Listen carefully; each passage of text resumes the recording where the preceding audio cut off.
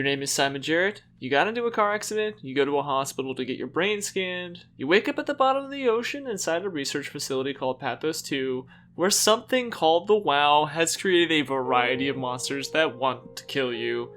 And that's really as far as I can get before reaching the spoiler warning. If you haven't played the game, I highly recommend it. Behind the mask of a spooky ambiance and murderous creatures persists a wealth of philosophical ponderings, which this video intends to unpack. Just be sure to slap that subscription button on your way out, so I can get your take on the game once you return. So we're going to go ahead and lift the curtain in 3, 2, 1. The story of SOMA is fairly simple and straightforward.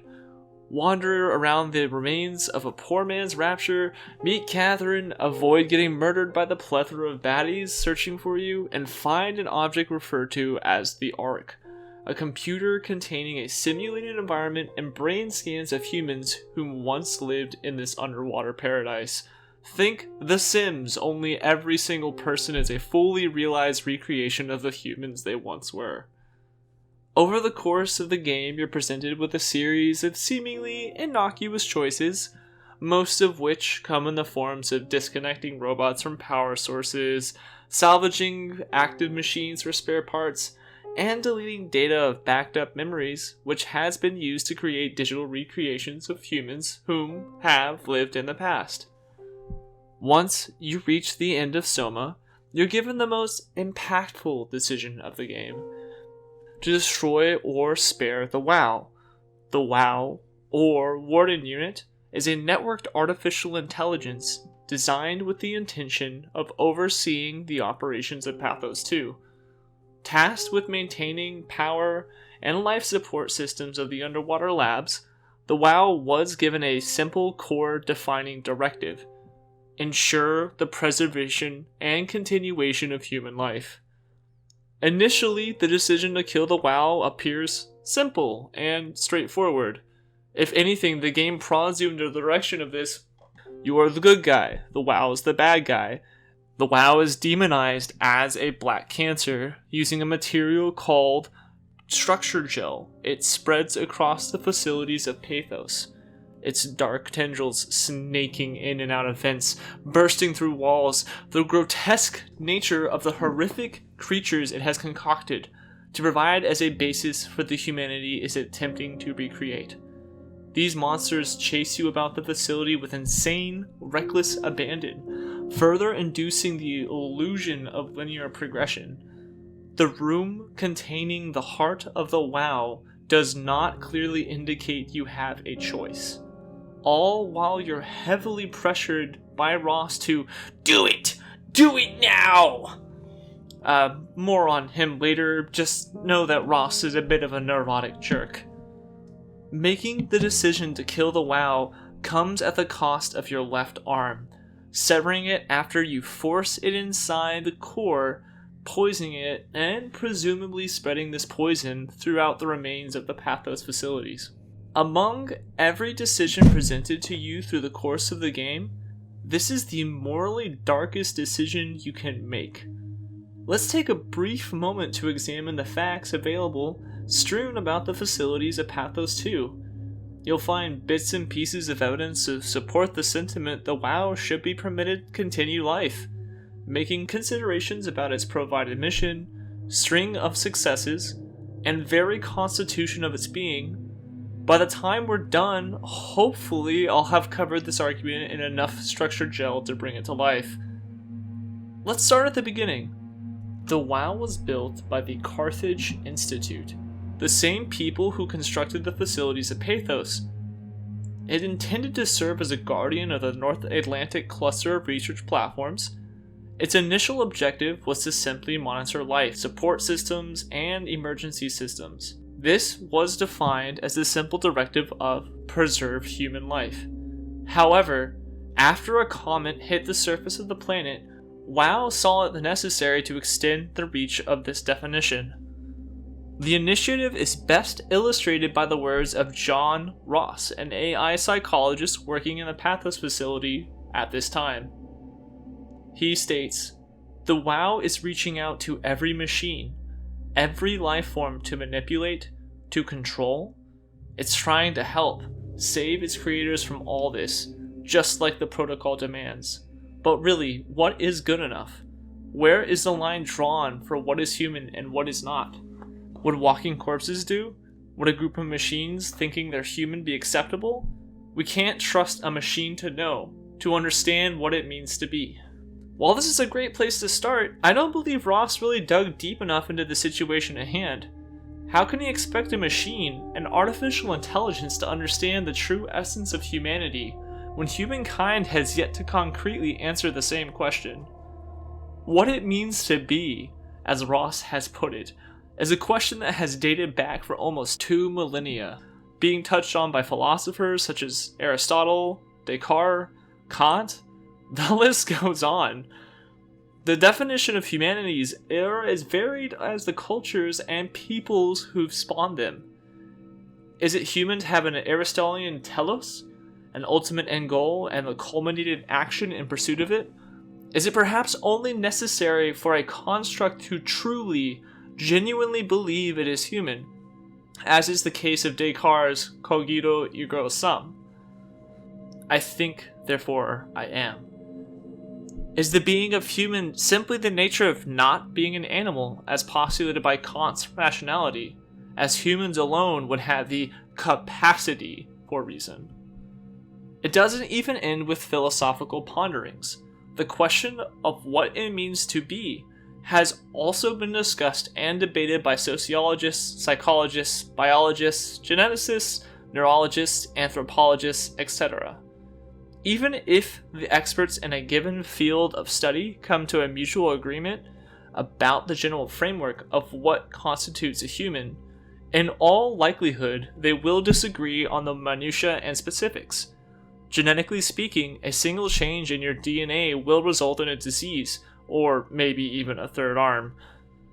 Even the minutiae can have a significant impact. These disagreements on the specifics are more than petty squabbles. The question of what it means to be is akin to receiving a Lego kit with 1,000 different variations of instructions, and then having all the pieces dumped all over the floor. Good luck figuring out where you need to start, let alone what the final product needs to look like. At the end of the day, the WAU has only been experimenting with the concept of what constitutes humanity over the course of 2 years. We've had the leisure to try and figure that out over the past 2 millennia, and billions of minds to do so. We still don't have a concrete solution to this unanswerable question. The WAU is a single entity and has been doing the best it can with the resources and knowledge it has had access to. To damn it to death for its lack of current understanding is the same thing as punishing a child for its lack of comprehension of calculus. Moving along, even the difficult task of piecing broken humans back together, it has had a string of very successful attempts.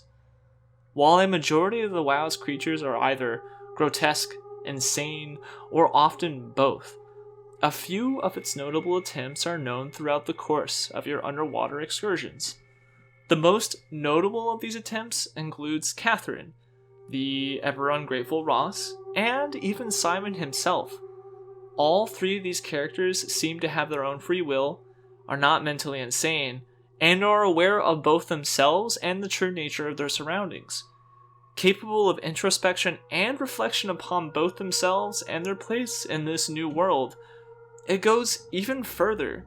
Each of these individuals has worries, fears, concerns, and a desire for companionship.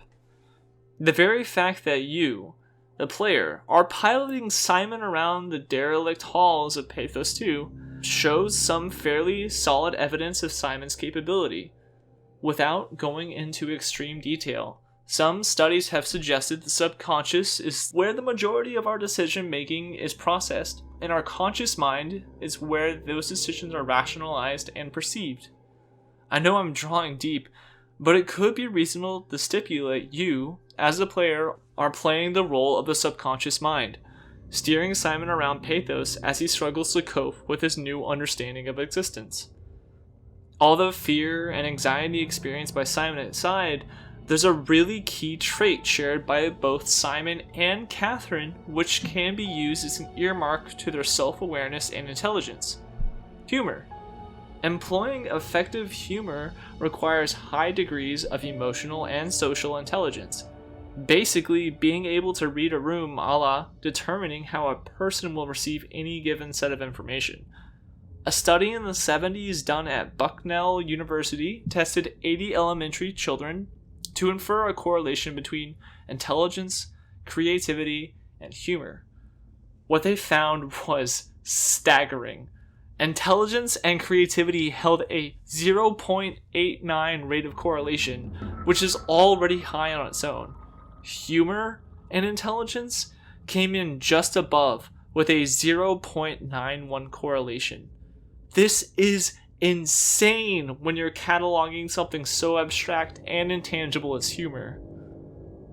Additional studies completed over the next several decades have gone on to support the intertwined nature of both humor and intelligence, including a study completed by biologist Michael Johnson, which had participants rate the funniness of jokes and then proceed to solve visual manipulation problems. Another was conducted by researcher Daniel Holt, who determined academically gifted students have characteristics of advanced humor, and even more research centered around 185 college students found the more intelligent students were more capable of rating humor and producing such humor via captions to blank cartoons. Taking this known correlation between intelligence and humor, we can further assess the true nature of Simon and Catherine. In between the monster sections of SOMA, you get these really awesome character building moments where Simon and Kath will share a bit of dialogue to both unveil more of the mystery of Pathos and develop them as fully fleshed out and realized characters. During these developments, you'll hear a fair number of jokes of varying degrees of subtlety sprinkled about. The following choice moments of these conversations. Hey, down here. No, not you two. I was really hoping you were human. Don't let the circuitry fool you. I was human once. Can't take it anymore. Everything's fucked. I give up. There's nothing left. Calm down. It's not the end of the world. You sure? It sure as hell looks like it. For all I know, there's no one left except for me. What do you mean? I'm right here.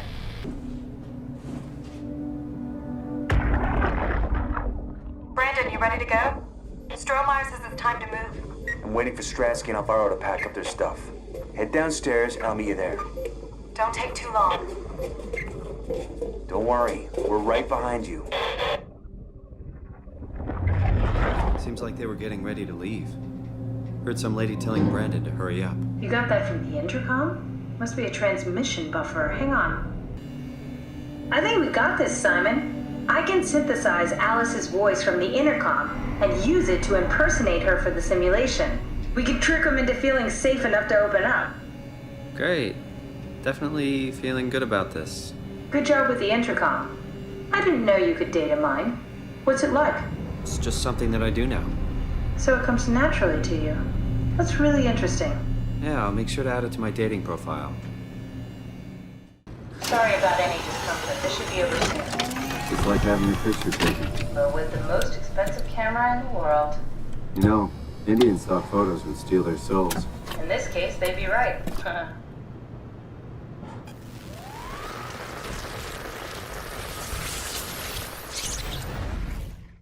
While a machine could theoretically be programmed to emulate emotion, fear, anger, logging, etc., the challenge of building a construct which can both adequately interpret and recreate humor during the flow of conversation showcases how effective the WAU has become as it has trial and errored its way to Simon and Catherine.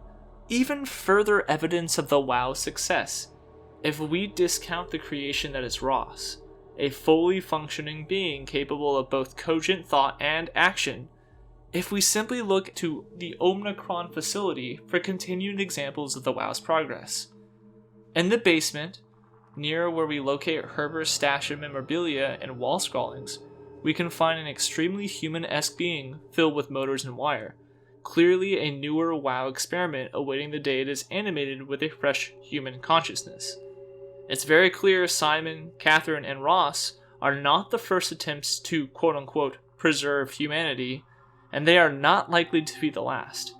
Like any good scientist, the WoW is constantly experimenting to find the best combination of sound, mind, and body. If you're still not convinced, if you still do not sympathize with the impossibility of the WoW's mission, or, at the very least, intrigued by the nature of its most recent successes, I bring the most pressing case to your attention. Barring the only remaining human, Sarah Lindwall, found in the Tau facility, every interaction you have, every discussion that occurs is shared between two recreations of humanity. Here's the thing. Depending on how you come to view the game, if you accept the idea that every brain scan, every robot, every personality upon the Ark is indeed human, if you side with Catherine and truthfully believe the Ark is worth saving and sending into space, then I postulate the WoW is just as deserving, if not more so, of life than any of the other constructs that I have spent so much effort to create. Ross said it best. We can't trust a machine to know, to understand what it means to be. It's really surprising he did not apply this logic to himself.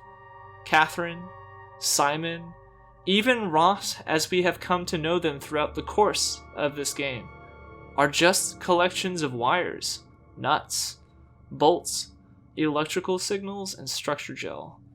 Ross is most certainly a machine, as he has so adequately put it. Yet, his utter lack of self-awareness is incredibly telling. Even as he is pressuring you at the final moments to just force your arm inside to kill the WoW, to prevent humanity from an eternity of suffering, he still believes he is in matter of fact human, because he believes he still has the human mental faculties to know what it means to be, aka what is deserving of being labeled human life, and by extension deserving of existence. Humanity as we know it now is dead.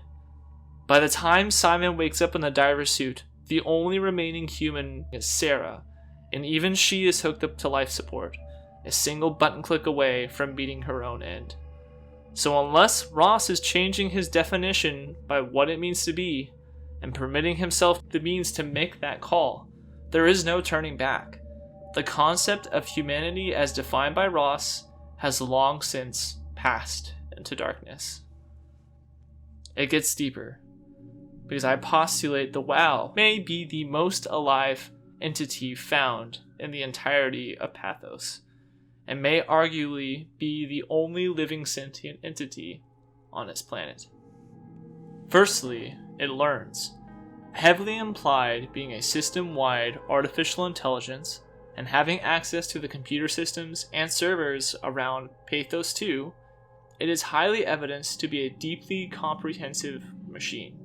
Evidenced by the continual improvements to its means of preserving humanity, and even further shown by the physical manifestation of its development.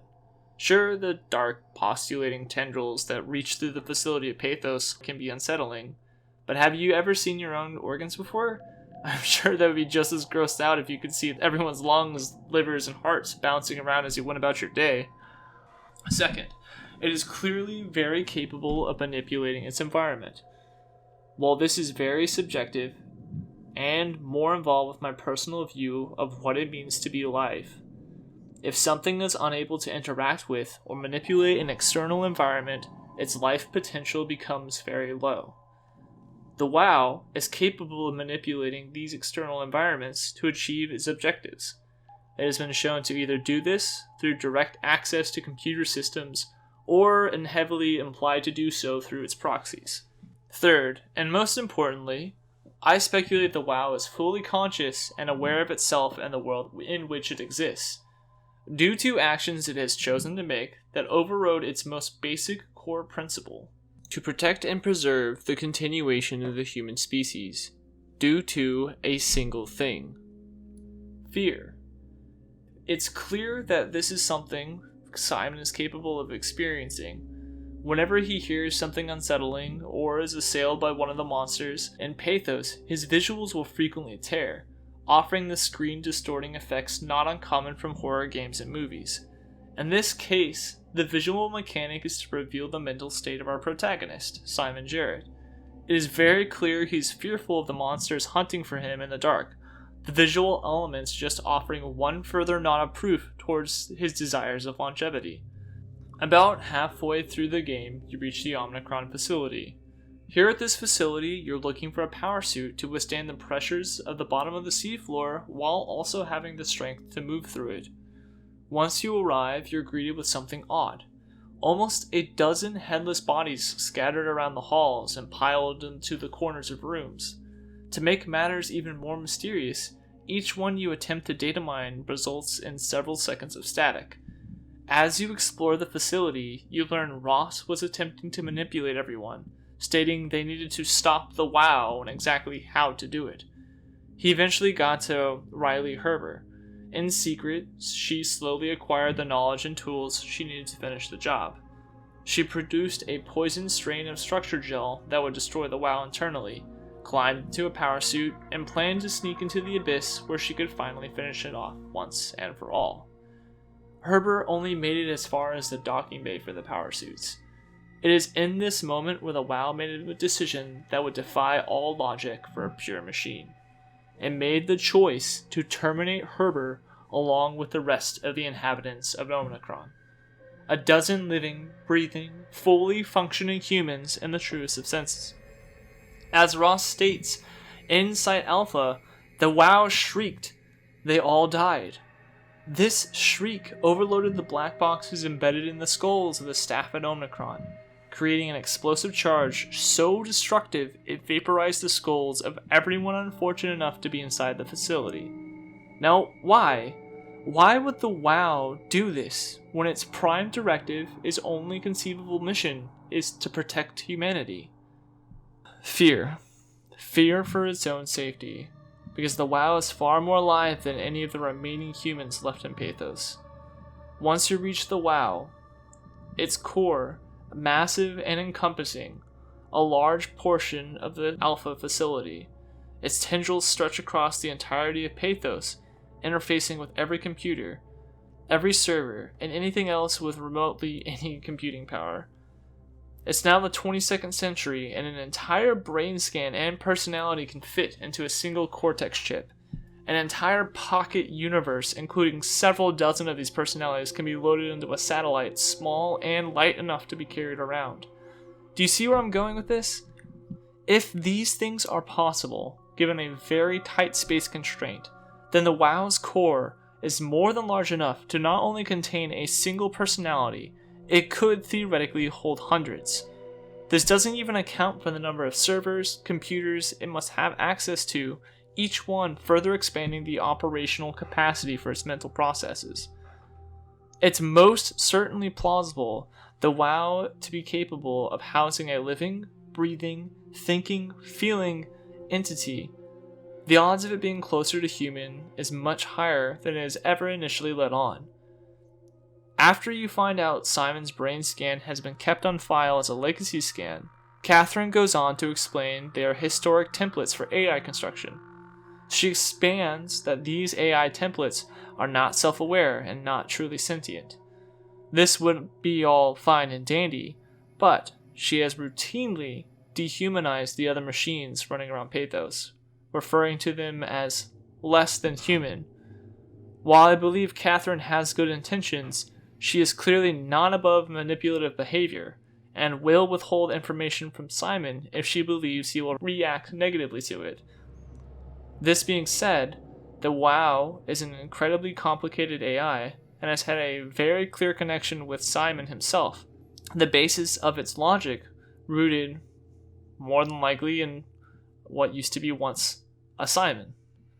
Given the amount of processing power the WAU has accumulated, the incredible properties of the structure gel, and the very nature of its legacy template, it is not unreasonable to stipulate the WAU is closer to the human, if not the most intellectually aware entity found across Pathos. even if the WAU is not a human consciousness trapped in a horrific body, who is to say it is less deserving of life than anything else? It is very clear the WAU is alive. It is very apparent that it feels, thinks, and fears, desiring to continue existing, continuing to be in whatever capacity that might constitute. Even if every last human were to vanish, even if the Ark were to be destroyed, the WAU would still be at the bottom of the ocean, learning, growing, reaching out to the world around it, and in hopes one day gaining understanding. If, in the given situation, we must relinquish this world, we should do the best we can to make way for whatever manner of creature that will go on to inhabit the world in our stead, even if this means accepting the eventual fate of ceasing to be.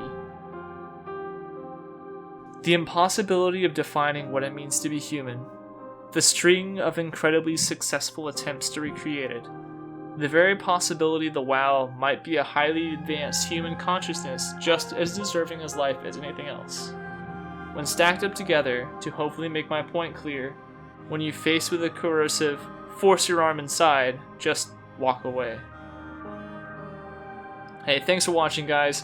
This took way longer than I had initially expected. It actually took me a couple days to collect footage, nearly 2 weeks to compile data and my thoughts, and almost a week to condense all this into a digestible video format. I've made my case now, so I'm interested in hear yours. Does the WAU deserve life, or would you rather stick your arm inside? Just let me know in the comments below, and I'll see you guys again next time. Cheers.